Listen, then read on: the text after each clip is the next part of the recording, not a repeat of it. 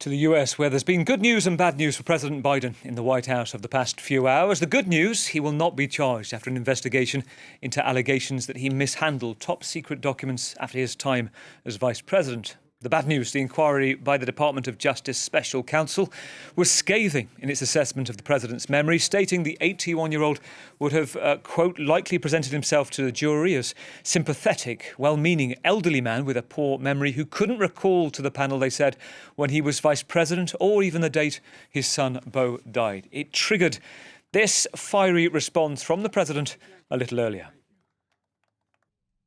I know there's some attention paid to some language in the report about my recollection of events. There's even reference that I don't remember when my son died. How in the hell dare he raise that? Frankly, when I was asked the question, I thought to myself, it wasn't any of their damn business. Well, these are claims that have dogged the president for months and weaponised by the opposition, the Republicans, as Fraser Jackson, our Washington correspondent, explains.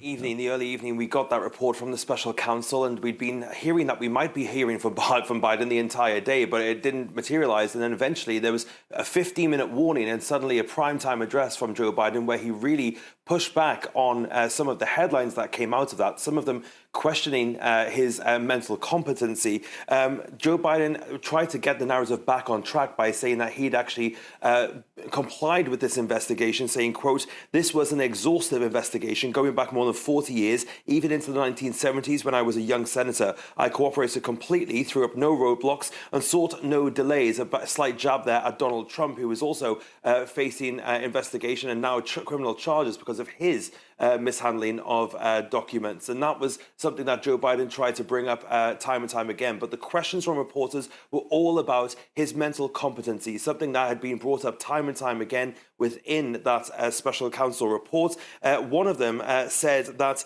Joe Biden could not remember when he was vice president and when his term ended. And then another part really bringing home the emotion for Joe Biden when it said he couldn't remember what year his son Beau died. And that was something Joe Biden really pushed back on it. He was visibly emotional when he said, how the hell dare he mention something like that? He said that when the special counsel brought that up, he thought, how the hell dare he say that to me? It was quite a touching moment, but also something that he really felt viscerally. It was very evident to see. But the reporters, again, questioning his mental competency. And at one point, Joe Biden even had a bit of another gaffe. He's had a couple of them over the last few days where he said 2 times just this week alone that he's had conversations with European leaders who have both died many years ago. In some cases, he mistook Emmanuel Macron for François Mitterrand, the former president of France, and Helmut Kohl as well for Olaf Scholz. So it has been a bit of a gaffe-prone week,